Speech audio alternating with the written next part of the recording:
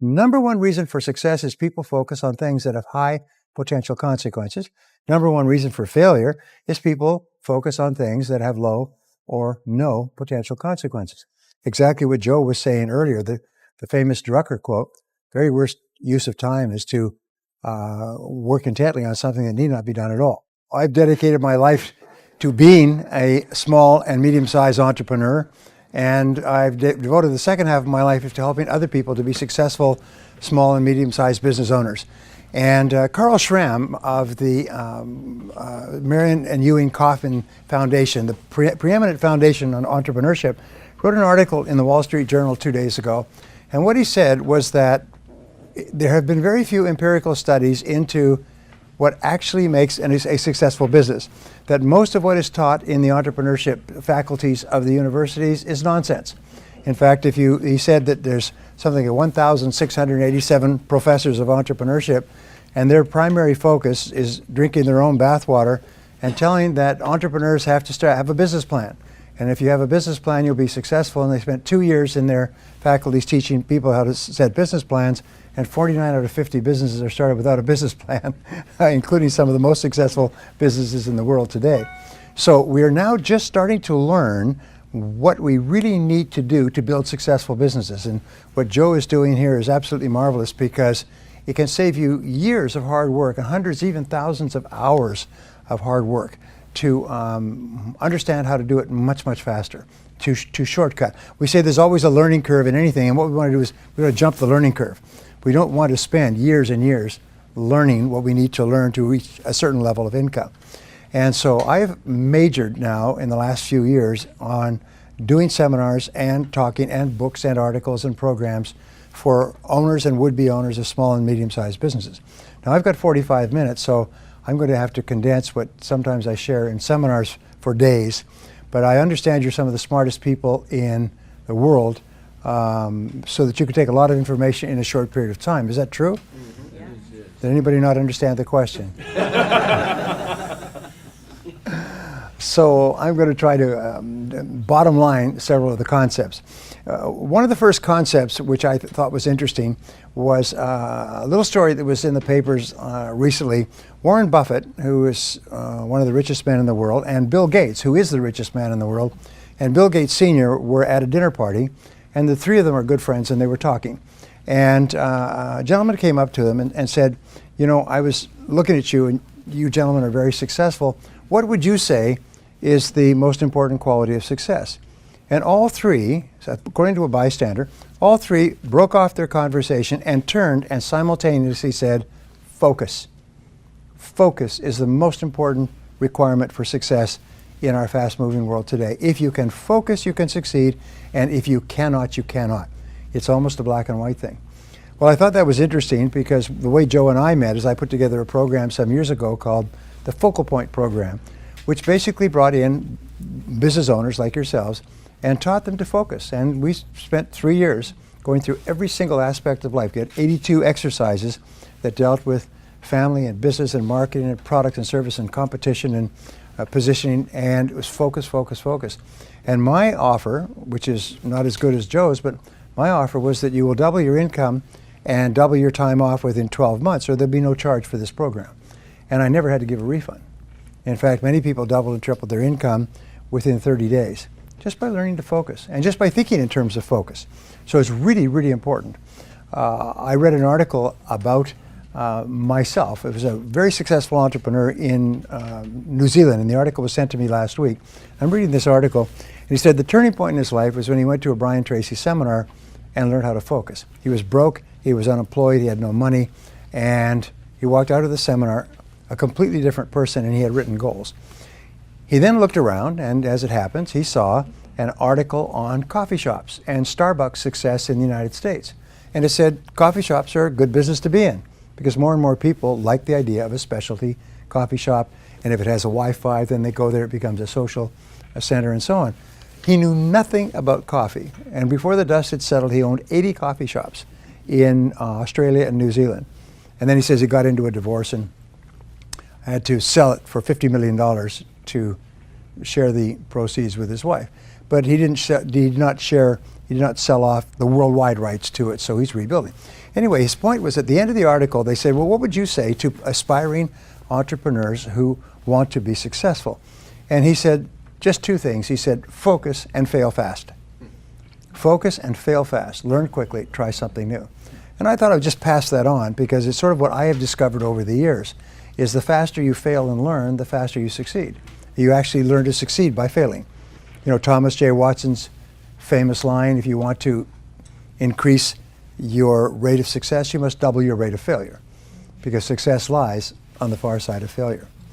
Well, over the years, I've done a good deal of reading, and I came across a concept that I want to share with you, and we were talking about this a little bit earlier.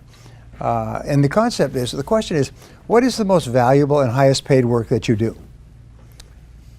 It's a really interesting question, because when I heard the question, I didn't know what the answer was. What do you think the highest paid and most valuable work is that you do? And the answer is thinking. Thinking is the most valuable work. Now, I am the best-selling author in the world in time management, also on goals, also on some other subjects. But I began studying time management about 30 years ago, and I came across a word in my studies, and the word was consequences. And what it basically said is that something is important if it has big potential consequences, and something is unimportant if it has low or no potential consequences. Number one reason for success is people focus on things that have high potential consequences. Number one reason for failure is people focus on things that have low or no potential consequences. Exactly what Joe was saying earlier, the famous Drucker quote, very worst use of time is to work intently on something that need not be done at all. And one of the things that is holding back entrepreneurs, business owners, it's killing them, by the way, and it's wiping out an entire generation, is this obsession with technology. I see people that are walking with their phone. It's almost like drug addicts that are mainlined. They cannot stop staring at their screen. They cannot stop pushing their buttons. I hate to say that there were people in this room that had that problem, but the fact is that this obsession with looking at the screen and staying connected is killing people, because it stops them from focusing. You cannot focus if you are distracted like an attention deficit disorder dog. So you're constantly ringing and responding to bells, almost like a crazy person in a toy factory. And so just as a quick aside, if thinking is the most important thing you do, because of the consequences of thinking determine the entire quality of your life, then the quality of your thinking determines the quality of your life.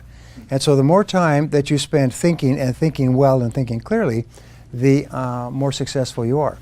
Over the years, I've worked with some very powerful people, billionaires and multi-billionaires, people who are on the Forbes 400 list repeatedly, over and over. And I've had a chance to be with them during crises, and at times where something was happening that was serious. It was a major problem. And I noticed that they all had one quality in common, is they all went calm. It's just, they went calm. People around them were angry and upset and worried about what happened and who did it and so on, and they would just go calm, almost like a pond would go calm. And they knew, and I learned later, I didn't know why this was, I admired it, but I didn't know why it was, is that when your mind is calm, your entire cerebellum, the thinking and deciding brain, functions at its highest level, like turning up all the lights on a dimmer switch. It's functioning like a Christmas tree. But when you get upset and angry, what happens is your thinking reverts to your limbic or emotional system, and your ability to think clearly diminishes dramatically, and you make a lot of mistakes. That's why when you are facing a difficult situation, you have to use every skill, trick, game, whatever it is, to stay calm. And that's why they teach you to meditate. And they find that meditators in business are far more successful because they can automatically trigger their mind into the calm of meditation when they're facing a crisis. It enables them to think with greater clarity. Now, a couple of years ago, a man named Daniel Kahneman, a very fine man from reading him, who had won a Nobel Prize in psychology and neuroscience, wrote a book called Thinking Fast and Slow. And this book, it was a very esoteric book, and I don't recommend that you read it. It's 500 pages of hard slogging.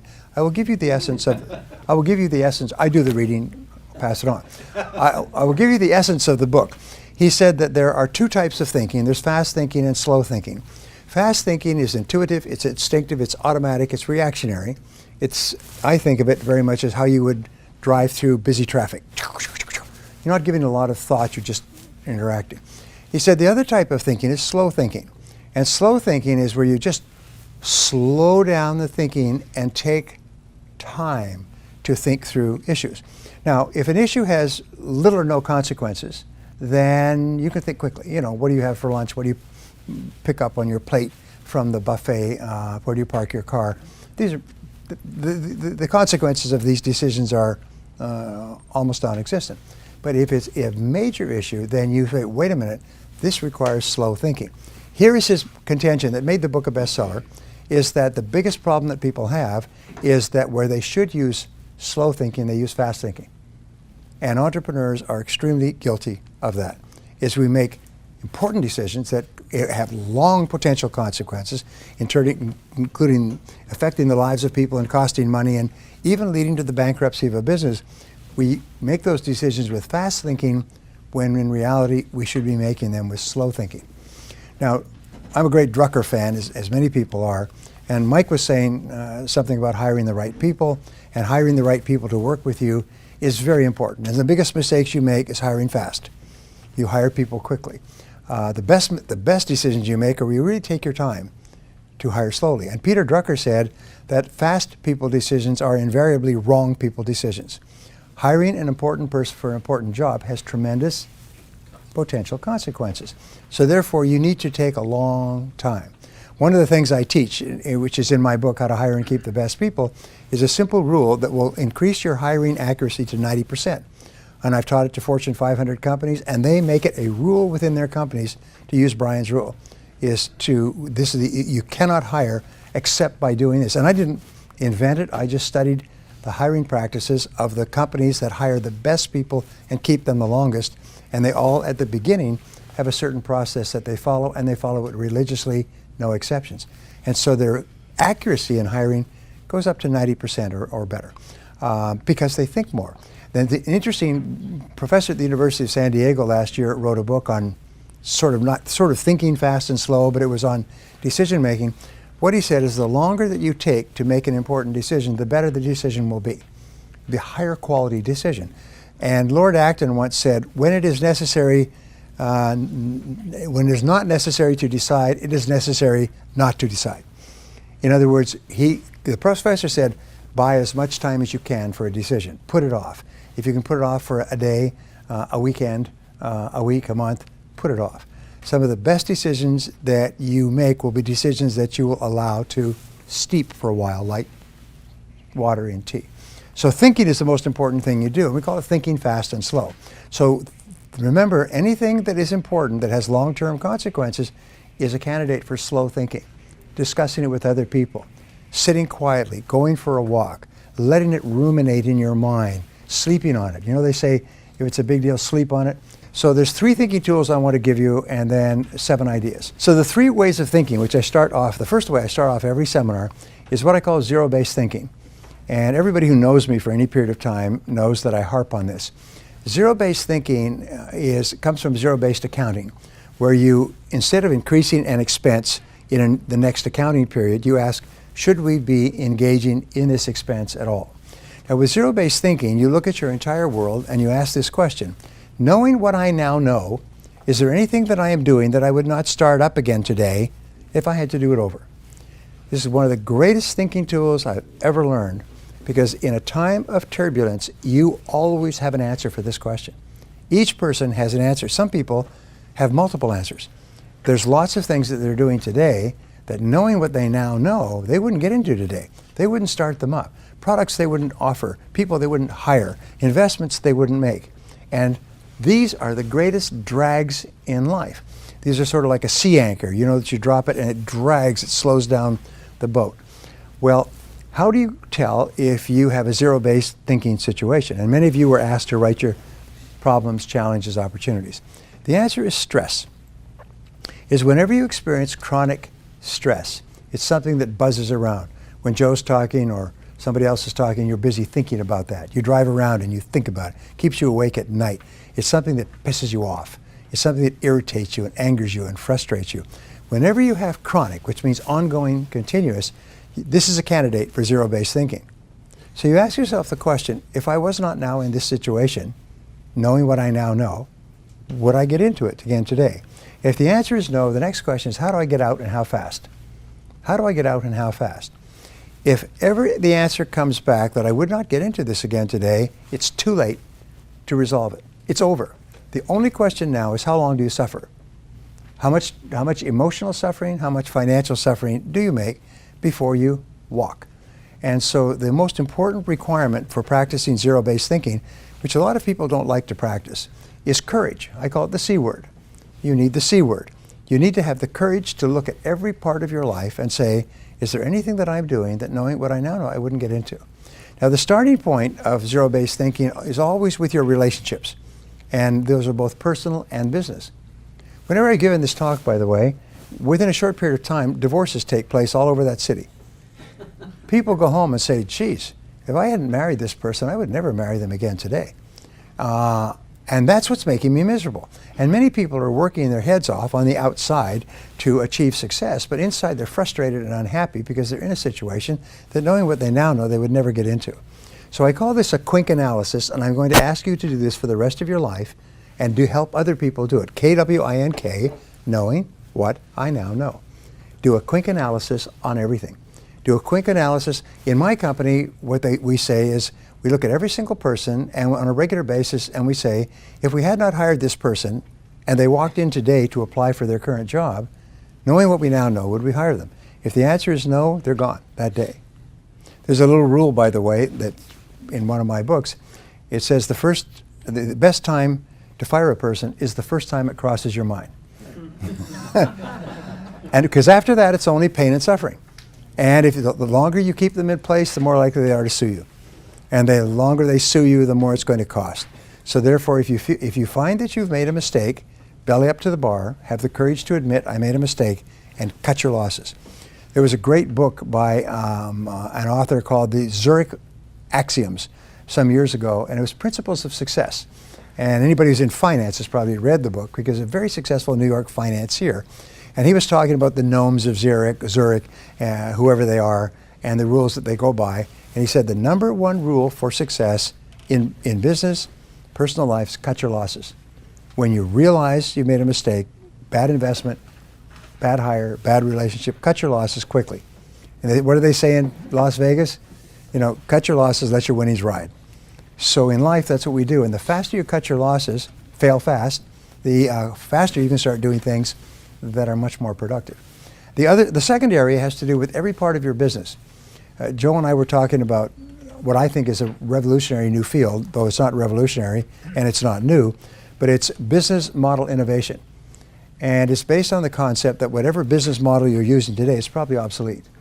If you're in any kind of a business that uses technology to market it, especially an information-based business, knowledge-based business, consulting services, training, anything else, chances are your business is obsolete. The way that you, and the business model is your method, your step-by-step process of generating profitability. Now, there are some companies that struggle along, and then find a new business model, and the next year their business is up 5 or 10 times. Profits are just overwhelming. They're living in big houses on the hill, driving Cadillacs and flying private jets, and you say, what on earth did they do? They changed their business model.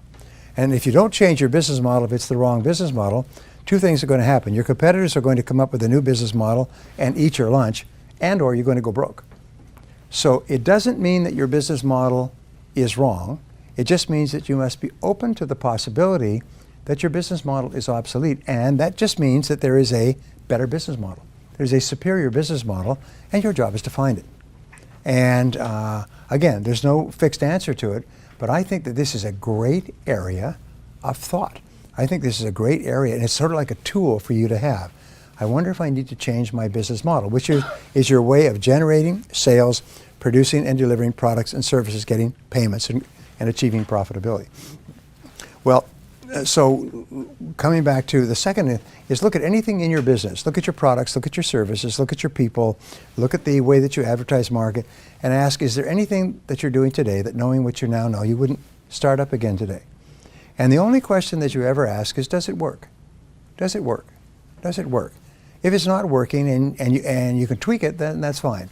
If it's not working, have the courage to admit this isn't working and abandon it. Now, the third area has to do with investments in zero-based thinking. Investments of time, which people hate to lose. Someone said earlier that people hate to lose. It's one of the greatest emotions. We hate to lose time if we've invested a lot of time in a course of action, a project, a business, a relationship.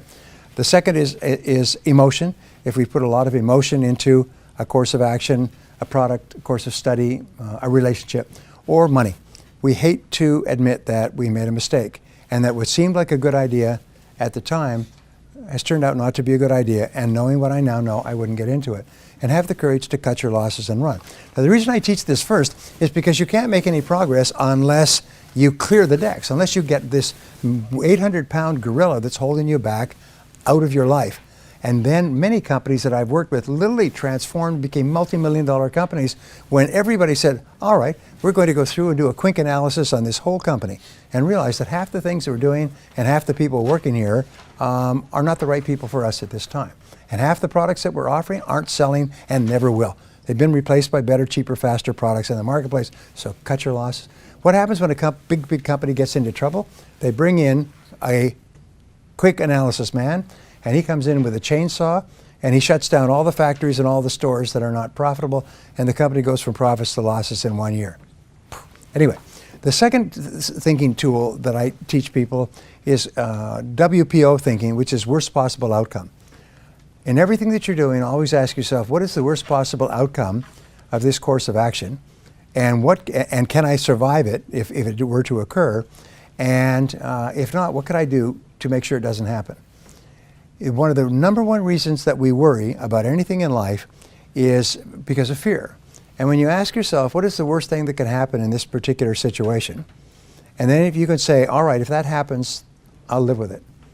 Then your worry goes away and your mind goes clear and calm. And now you say, now what can I do to make sure that the worst does not happen? And then you become proactive and you take charge of your life. The third thinking tool, I hope I'm not going too fast for it. The third thinking tool is called the principle of constraints. And it's one of the most important thinking tools ever discovered. It says between you and anything that you want to accomplish, there is always a constraint, a limiting factor, or a choke point that sets the speed at which you accomplish your goal. So I was just doing a teleconference a few minutes ago. So the question I said is, let's always set the goal of doubling our income. You want to double your income. Okay, want to double your income. Then why isn't your income already twice as high? Now in business, we don't think of doubling our income, we think of doubling our profitability. What we're concerned with is net cash flow. We're concerned with the amount that we take home to our family at the end of the day. Not the gross, but the triple net.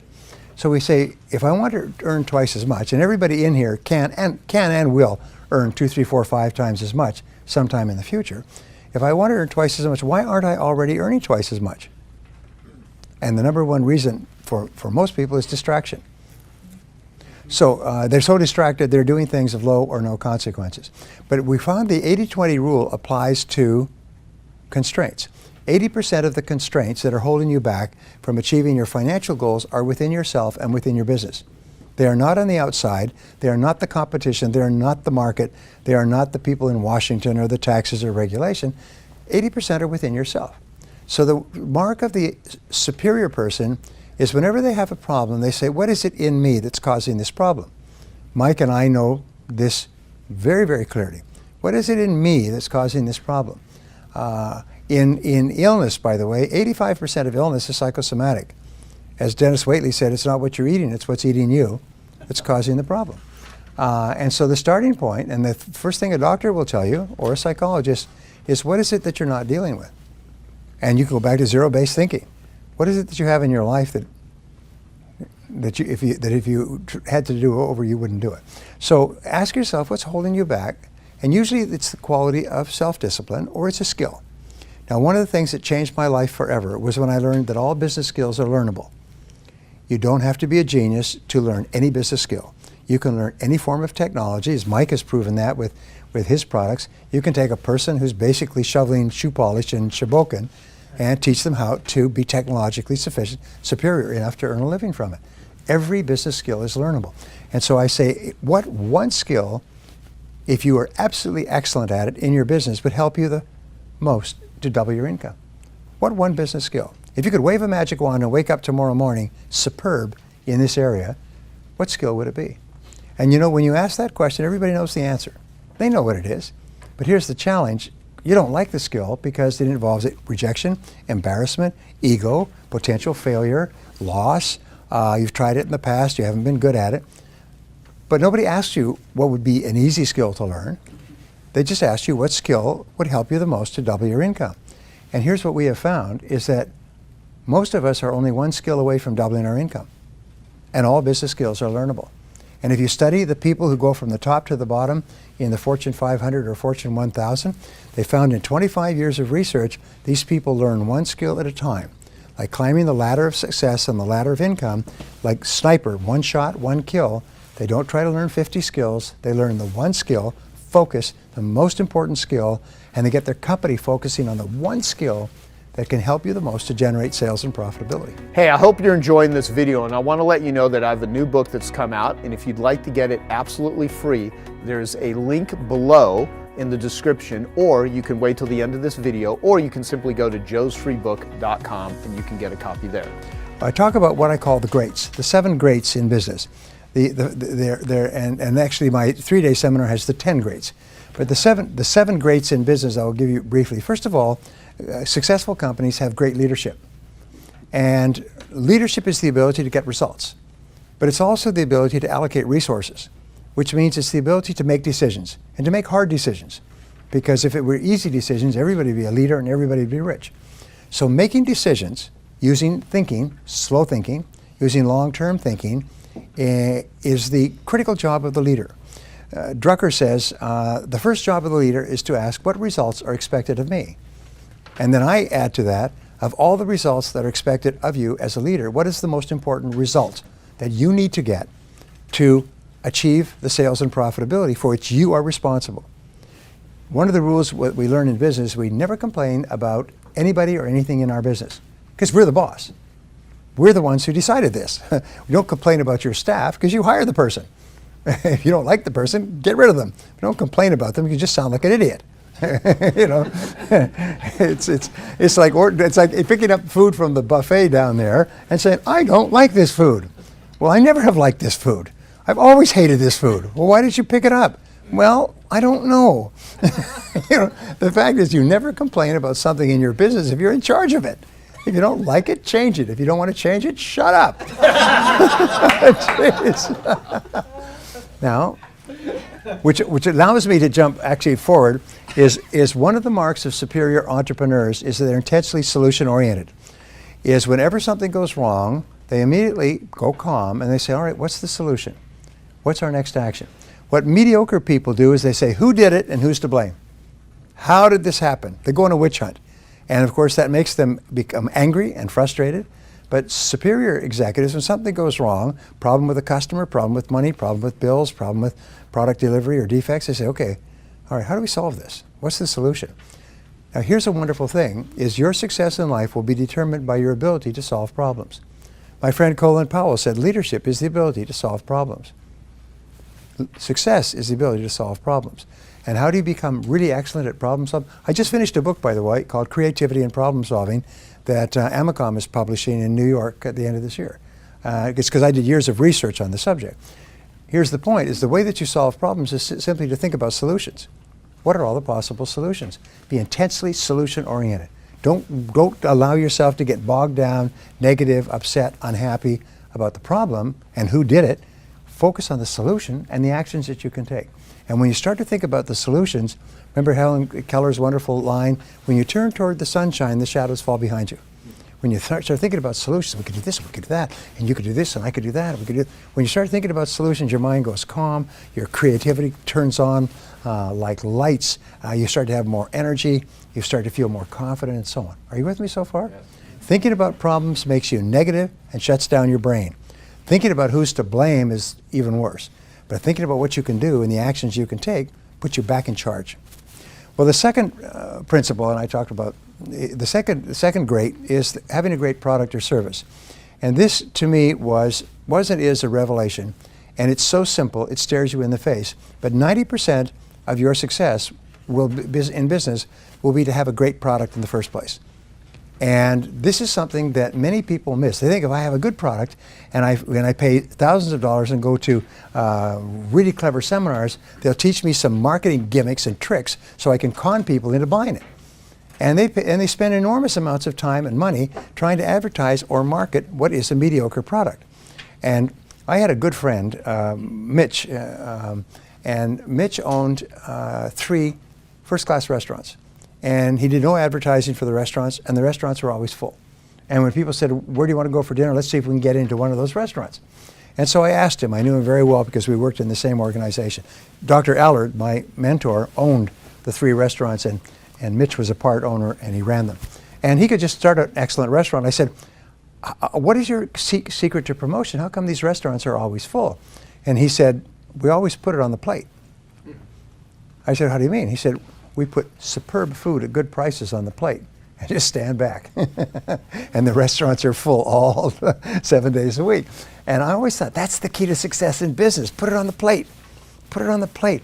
Put the quality, put everything into the product or service.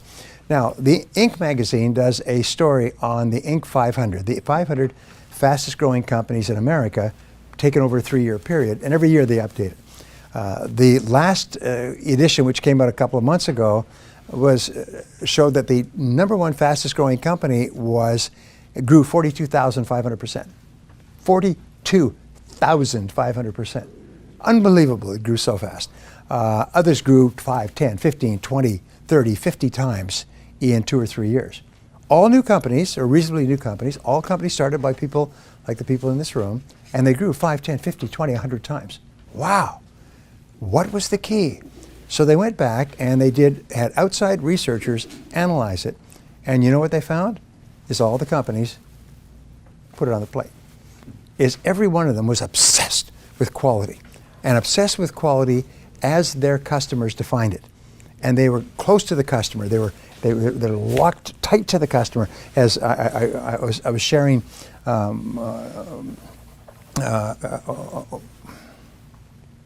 his idea about what was it called? What was your WTC? What did you say about customers? Well, think like Joel, a yeah, customer. think like a customer. I was sharing that on my conference today. Think like a customer. The very best companies think like a customer. What do customers want? What do customers need? And you know, the key to success is make your customers happy, and then make them happier than your competitors. And then every single day, wake up and think, how can I make my customers happier? And they went and they interviewed the CEOs of the 500 fastest growing companies, and every one of them was obsessed with customers. They thought about customers. They talked about they visited customers. They called customers. They went and saw customers. They personally responded to customer complaints. They were just obsessed with it, which again repeats that 90% of your success will be the quality of your product or service. Now, how can you tell if you have a great product or service? Well, it's a very simple test, and this is the test that predicts your future more than any other test for the rest of your business career. How many people, after they have used your product or service, turn to another person and say, geez, that's a great product. Geez, that's a great service. Geez, that's a great company. Geez, those are great people. And how many people say this is a great product? What percentage? 50%, 40%? Average in America is about 30%, 35%. Top companies like Apple that come out with an iPod, an iPhone, and an iPad, people consume the product. The next time they come out with an iPhone, they sleep on the sidewalks in rows of hundreds to be the first purchasers. They come out with an iPad, hundreds are sleeping on the sidewalks to buy it and pay outrageous amounts, and then they start showing everybody else, isn't this a great product? And then they have apps. Look at this app. Look what you can do with this app. How many people have an iPod 5, an iPhone 5? Okay? How many of you showing other people the panoramic thing? How you can take panoramic pictures. Isn't that a great concept? You know it used to cost thousands of dollars to have panoramic cameras that could take a panorama? And now you've got it in your iPhone as one of 100 or 1,000 different things it can do. So people who buy their products become their preeminent salespeople. They're running around grabbing people and bothering them and showing them the product or bragging about the product. In a movie, by the way, the movies companies only have enough advertising for the one weekend. They could take big ads for one weekend to get people into the theater quickly. After that, the movie will either grow or die by word of mouth. And your movies that are successful, by word of mouth, everybody's talking. Have you seen that movie? You've got to see that movie. Honey, I just heard about this movie at work. Let's go tonight. You weren't even planning to go to a movie. And you go there on Tuesday night and the theater's full. Have you had this experience? You see, and everybody's talking about it. The most important key to our success. So go back to the Inc. study, and I'm looking for corroborations. In the Inc. study, they had researchers say, what is the very best place for a company to invest if they want to increase their sales and profitability? And the answer came back after looking at everything else is invest in improving the quality of your product. Invest in improving the quality of your product. Make the product better and better and better. Make your customers happier and happier. Make your customers so happy. I say that the key to success is to get your customers to buy from you first rather than from your competitor, to buy again because they are so happy, and to bring their friends. And if that becomes your operating theme, we could talk about this all day, is get them to buy from you, buy again, and tell their friends, then you're going to be successful, you're going to be wealthy, you're going to be respected, and more than anything else, you're going to be just as happy as you can be. Because nothing gives us greater joy than to make our customers happy. Number one is become a great leader, which means set clear goals, be decisive, take responsibility for results. Number two is offer a great product and never be satisfied with the quality of the product. Just constantly strive to make it better in the eyes of your customers. And here's one of the great revolutions in marketing, which I think is so important, is the very best companies, the 4 stages of the epiphany, the lean startup, are going to their customers and saying, how do you define a great product? Would you buy this? Would you pay for it? What would you want more of? What would you want less of? What can we do to improve it? They're even doing this with what they call the minimum viable product idea, is they take a product idea to a customer before they even make the product.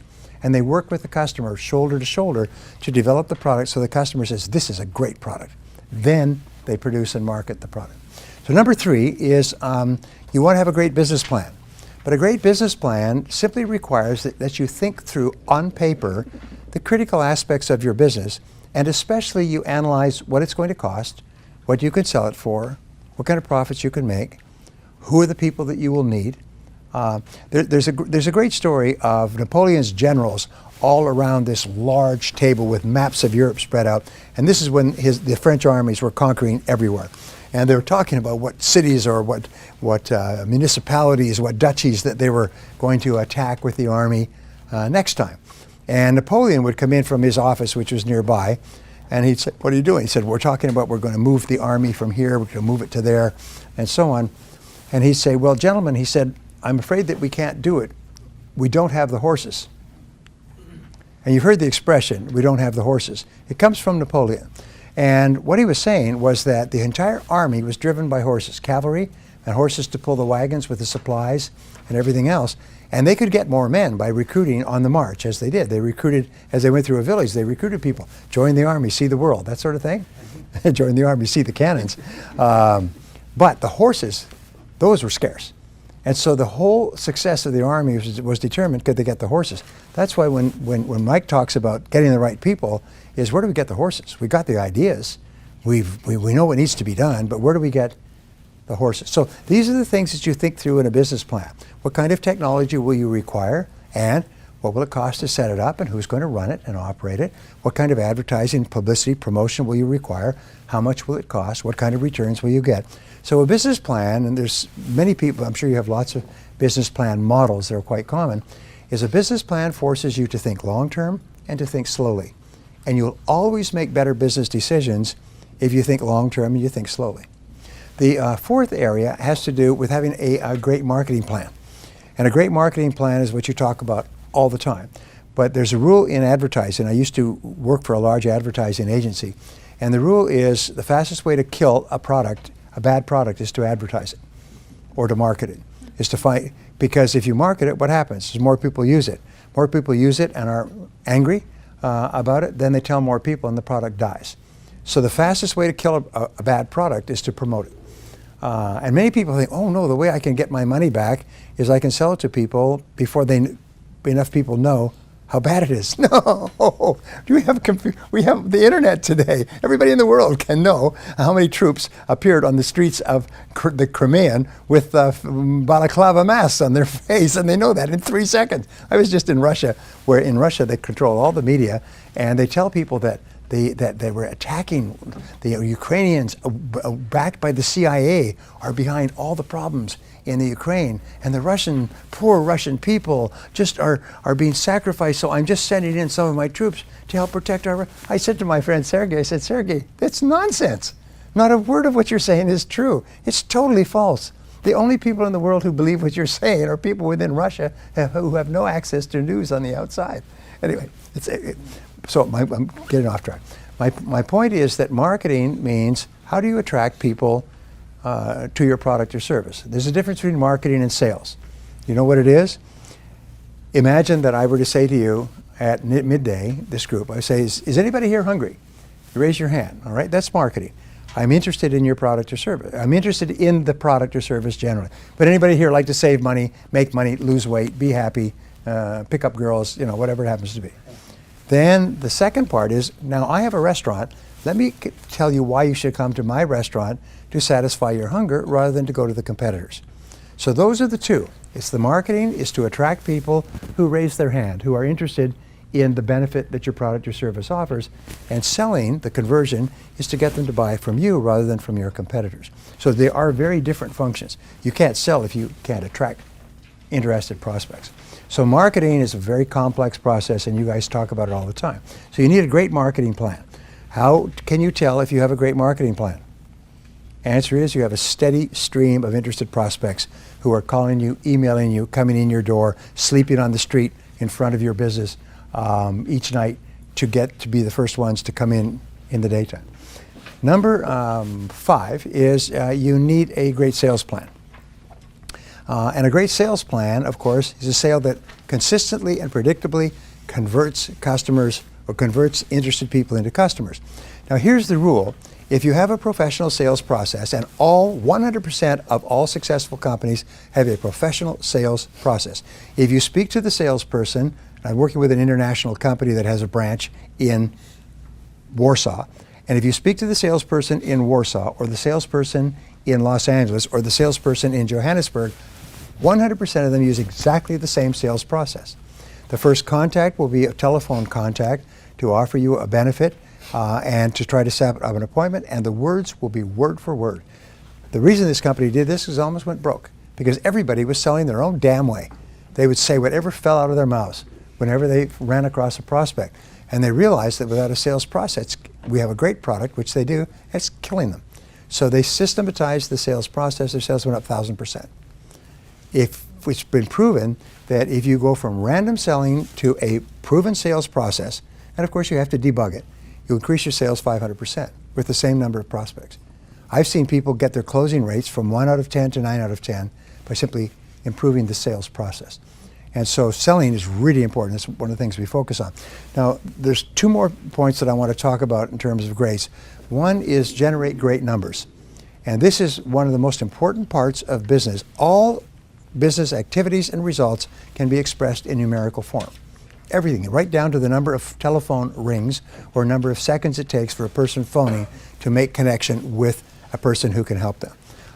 Jeff Bezos, who, as you see, got Best Entrepreneur Businessman of the Year, both Forbes and Fortune, they're obsessed with measuring every single activity.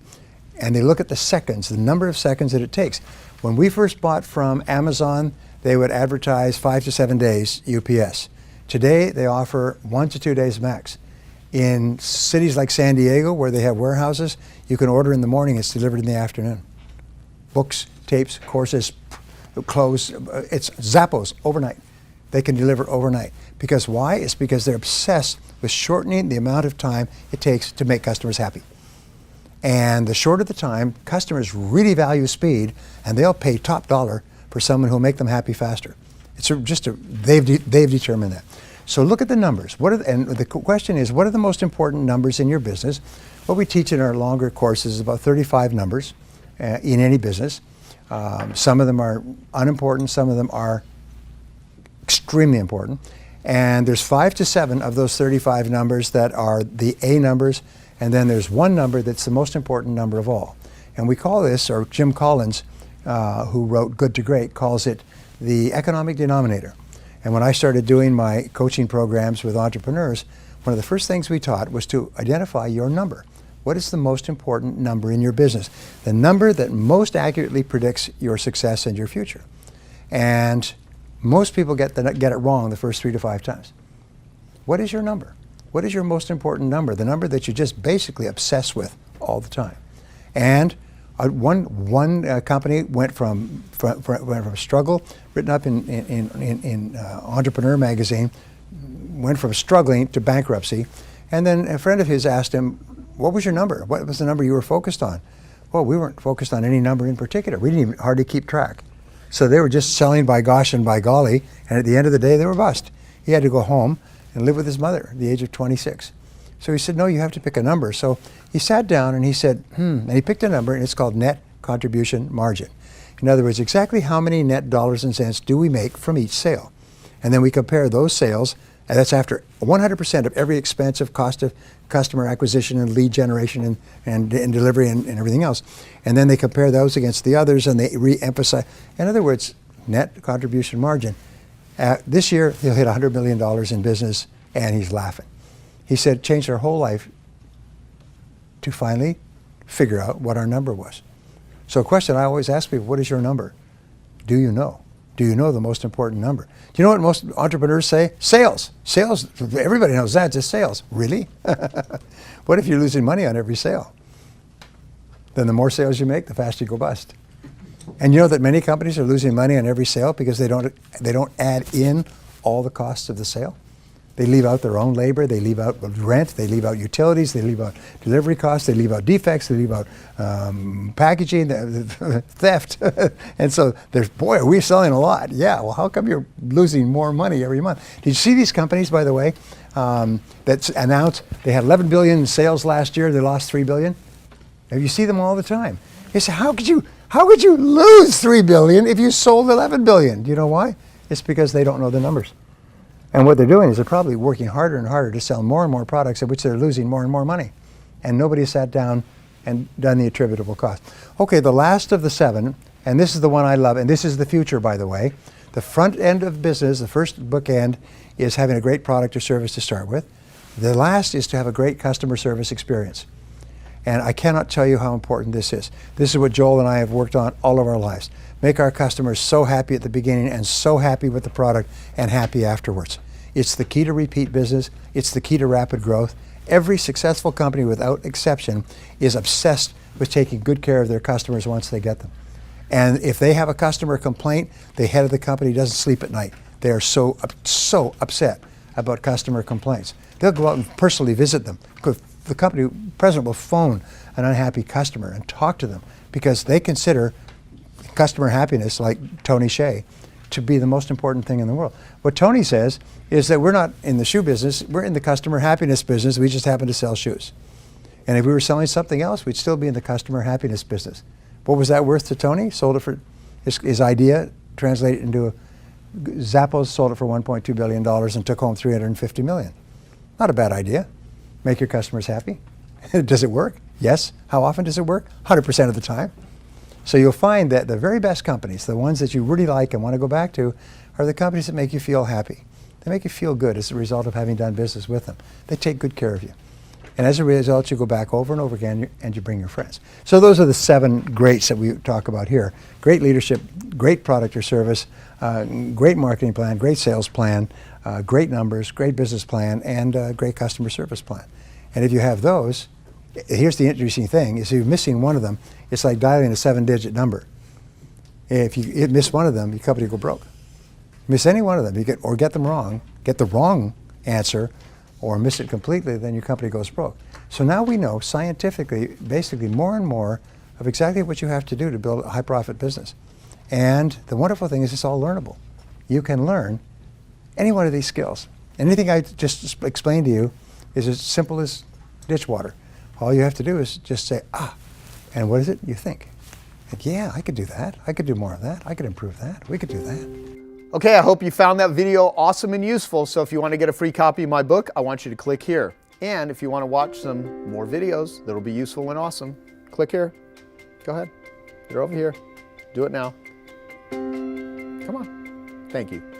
Watch them.